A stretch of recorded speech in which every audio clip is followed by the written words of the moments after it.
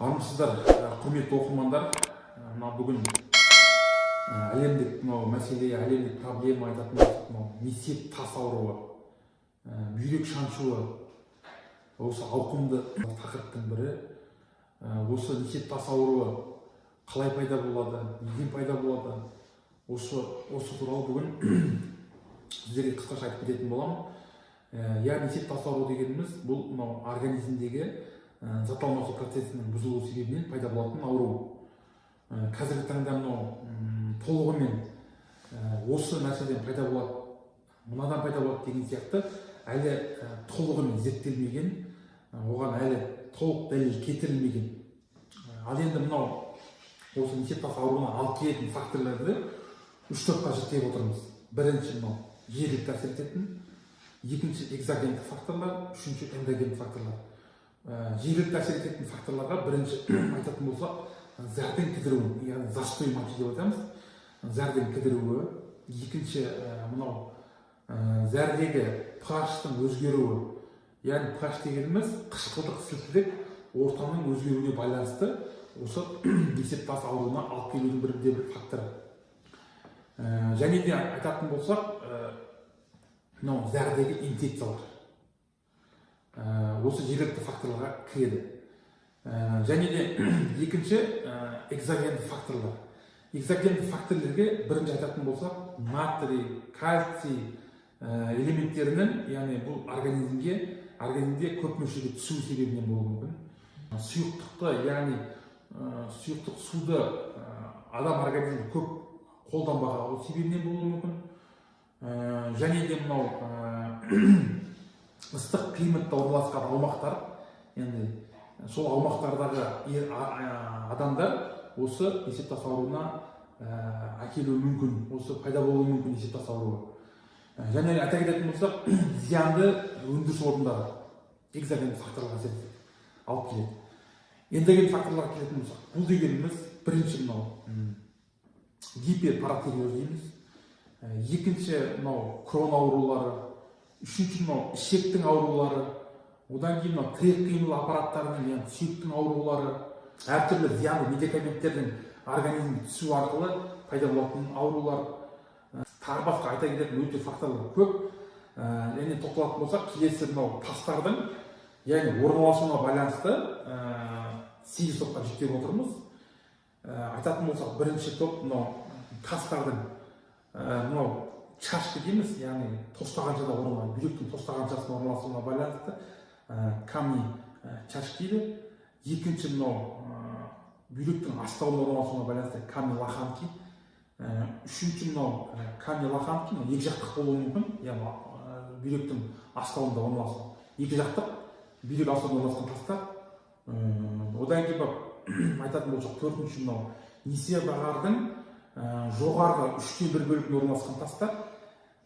Келесі бесінші несеп ағардың ортаңғы бөлігінде орналасқан тастар. Және де несеп ағардың төменгі бөлігінде орналасқан тастар. Келесі жетінші түрі қуықта орналасқан тастар болып келеді. Сегізінші түрі өрпіге тұрып қалған жағдайда өрпіде орналасқан тастар болып 8 топқа бөліп жіктейміз. Бірінші кезекте жалпы зәр анализін тексеру керек.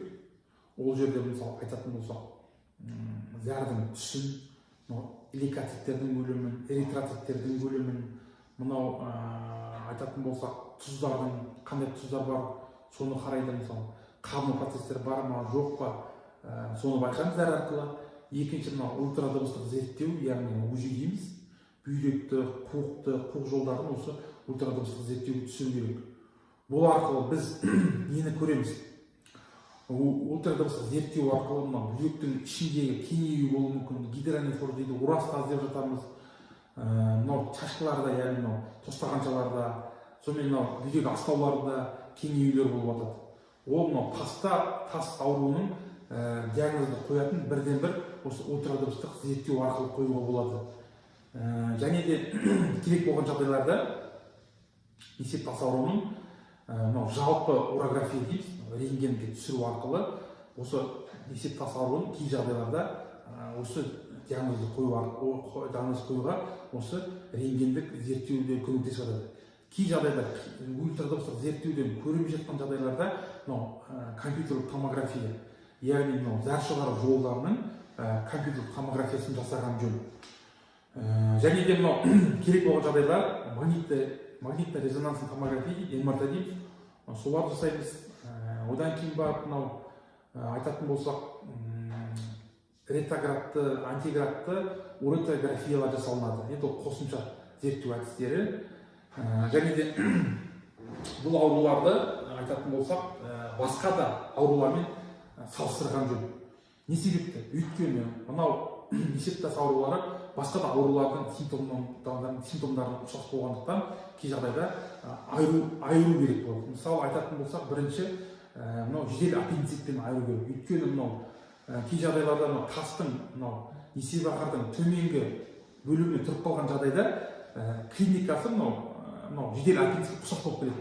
Сол себепті жедел аппендицит айырмашылығын тауып хирург дәрігерлермен бірлесіп қараған жөн. Екінші айтатын болсақ, мынау жедел колецистит болуы мүмкін. Одан кейін жедел панкреатит деп айтамыз. Одан кейін мынау 12 ішекпен асқазанның ойық жарасы тесілген жағдайларда осы мынау несептас ауруымен клиникасын ұқсас болып келеді кей жағдайда. Және де мынау айтатын болсақ, мынау жүктілік, яғни мынау внематочный беременность деп айтады. Жатырдан тыс жүктілікте осы несептас ауруымен айыру керек. Кей жағдайда білмей қалып жатады, мысалы, сол себепті. Кейін тағы да бір жайт, мынау омыртқаның аурулары, мынау остеохондроз, грыжа сияқты аурулар осы несептас ауру сияқты кей жағдайларда клиникасын береді, яғни осыған ұқсас болып келеді. Сол себептен мынау невропатолог, хирург, және де гинеколог сияқты дәрігерлермен, яғни бұл жедел көмек көрсету орталықтары, яғни ауруханаларға осы науқастар түскен жағдайда осы дифференциалдық диагностиканы жасау керек.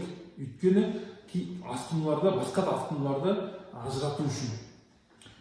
Келесі айтатынымыз мынау несептас ауруын қалай емдеуге болады.